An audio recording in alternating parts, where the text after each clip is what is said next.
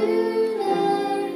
And as I'm trusting in my Savior's word, doubts and fears all cease, and beneath the shelter of His wings, I'm at rest in perfect peace.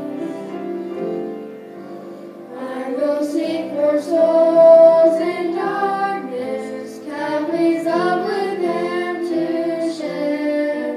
Empowered by His Spirit, I will follow anywhere.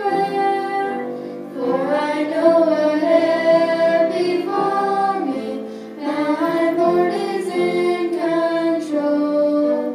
And as my mind is stayed on Him, perfect peace He gives my soul. He is the Lord of lords, and when He speaks, winds and waves obey. When Jesus whispers, peace be still, then darkness